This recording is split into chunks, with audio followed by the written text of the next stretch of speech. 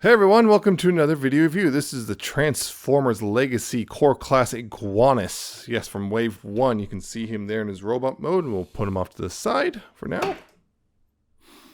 And yeah, we'll go ahead and look at the box here, because yep, Legacy box, which is a thing. Yes, you can see the big old Legacy logo on Iguanus and Transformers, and up here you see Iguanus in his vehicle mode, with a bit of artwork and Takara and all that stuff, and 8+, and you got the Legacy logo up here as well. You got on this side, you got a bit of artwork with him using eye lasers, apparently.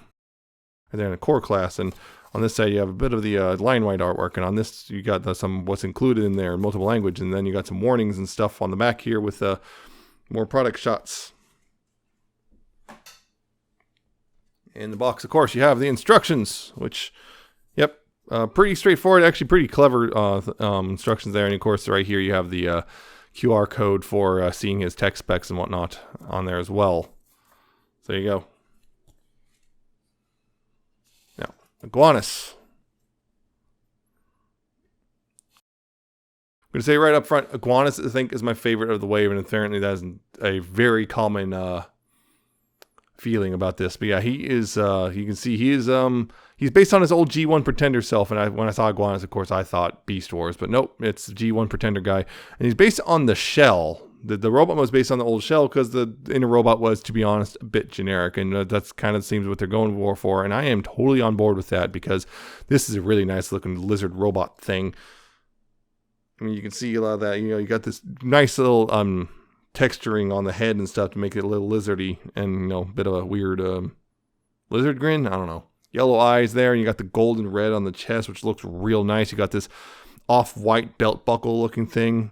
You got golden knee pads. You got the black bucklers on the, or not buckle, but yeah, black arm pads and stuff. And you got this stuff. You got this cool thing with the wheels and stuff, making this cool effect back here. The back, even this all cleans up. He even's got a tail and everything. This all cleans up real well and everything. It just looks really nice. I really like this. And also this more detailing and everything. It's just a really good looking robot, I feel. So much about him is just really good. And of course he comes with this weapon, which, yeah, it's red and gold. You can see that it's been painted. Kind of works as a gun. I mean, he's got, well, yeah, it's got a gun port. So yeah, you got that whole thing. It works pretty well as a gun here. It's kind of a little goofy looking, but it works, I guess. Yeah, it just looks really nice overall. Just a really good looking robot. And yeah, this thing, speaking of, this can combine with the weapons from the other two core guys. You got, I guess the tuning fork from Skywarp and the sword from Rodimus, or Hot Rod, I should say. I'm going to be doing that for a while. Hot Rod. And you got all that stuff, and these all can combine. Well, what you do there is go ahead and let's see, put these together like that, and then you take this part, and it's supposed to it's supposed to go in like this, but you can see this peg's too long, so you have to put a weird angle. It works, but it's annoying because it's not supposed to be at a weird angle. And you can hold, I mean, you can still hold it,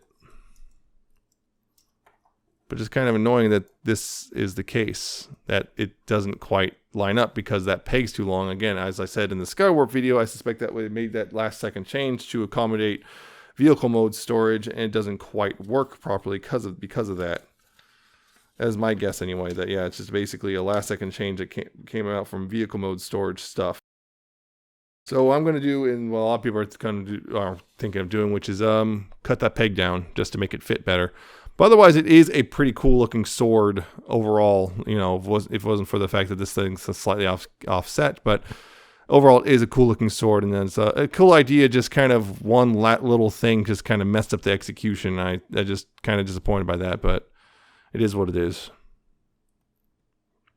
Yeah, it is a cool sword, and you can have any of them wield it, and no problem. It's kind of neat. I'm not sure if they're going to continue that idea forward in the Legacy line, but if they do, they better make sure to do the thing right, rather than weird problems that pop up at the end. Yeah. Poseability. His head, I think, is on a ball joint. So you got left and right. You got a little bit of up and down, not a whole lot. And you got a little bit of waggle. Again, not a whole lot, but you know, it is a ball joint. So you got all that stuff. You got ball jointed shoulders. So you got all the way back, although those can get in the way. You got forward and back, outward. Ball jointed elbow. So you got, you know, a little over 90 degrees of forward bending. And then that also acts as a swivel. He does have a waist swivel, which is really nice to have on a figure this small, you know, on the main line. Ball jointed hips, so forward and back, although kind of limited back because of things not getting into each other. You got outward that much. He does have a ball jointed knee, which you can do that, bend that much, plus acts a bit of a swivel if you need that for whatever reason.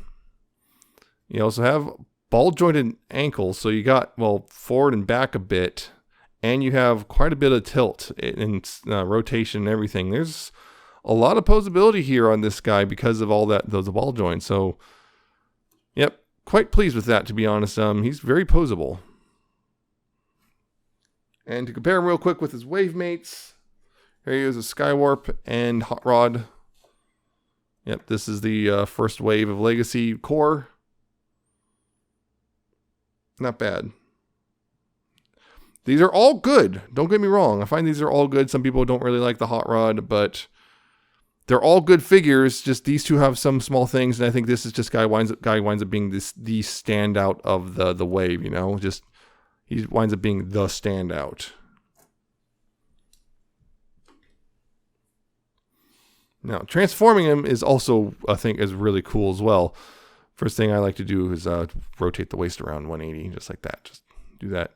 Then back here, what you want to do is bring this back and bring this forward.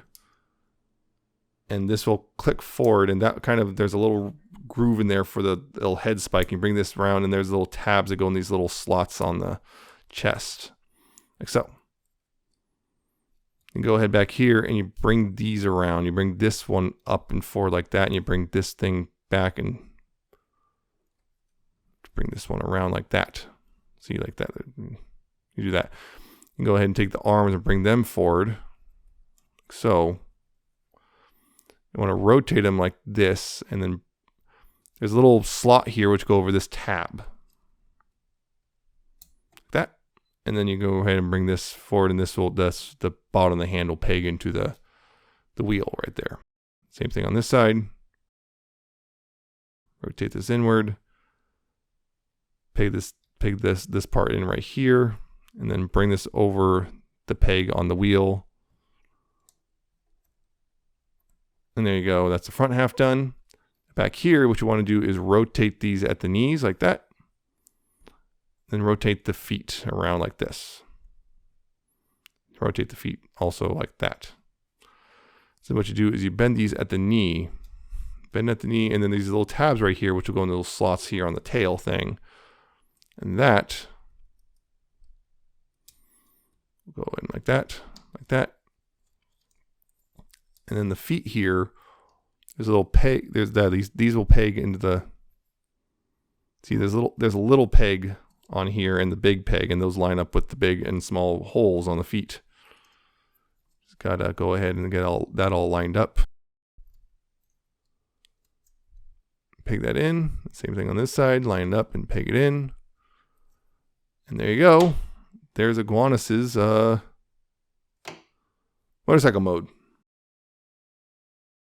The only thing here I'm a little worried about is there's no kickstand or anything, so it doesn't take much to knock him over. I shouldn't. There's been several times to knock him over, but if you don't have him perfectly balanced on these wheels, which are nice and wide for this, but not perfectly balanced, he will fall over pretty easily. But he does, as you can see, roll pretty easily. Has a nice, pleasant grinding noise too, so you can pretend that's the motor or something. But it's just a really nice looking motorcycle. I really like this. Overall, you got this whole like the little windscreen with the Decepticon symbol. You got this red right here, some ridging. I mean, they do a decent job in taking the hands kind of, the hands are right there, but they are gripping the wheels, which, it's kind of neat. It kind of reminds me of a Cykill from GoBots. Oh man, that'd be a good repaint. I'm not sure if they ever can do that. I'm not sure the legality of that, but man, imagine this being a Cykill remold at some point in the future. That'd be cool. But yeah, it works pretty well as a motorcycle. I feel just looks really nice. course, you can take his gun and mount it up top here, the big old peg, which is also, I guess, convenient storage for him in the robot mode as well, because that's on his back. Yeah, you can have that and just have it mounted there as a gun. And there he goes. Yep. Yeah, if this is not, if you have it even slightly off and you put it down, oop, there he goes, because there's no kickstand.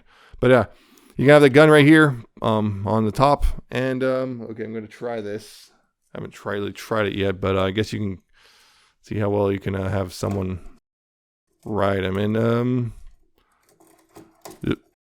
I mean, I did this with Wreck Car and Hot Rod, so why not this guy? Size-wise, it kind of works.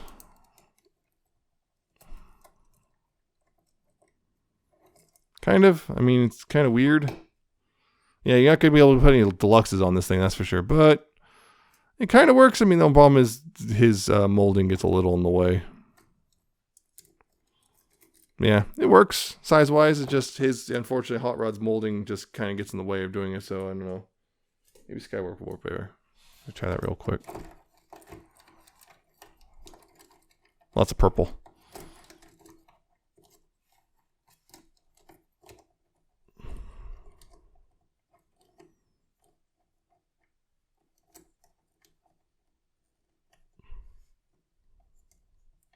Yeah, kind of. Again, size-wise, it works. It's just awkward molding, so that's a thing. But I guess you can have other figures riding. Probably better if it's non-Transformers.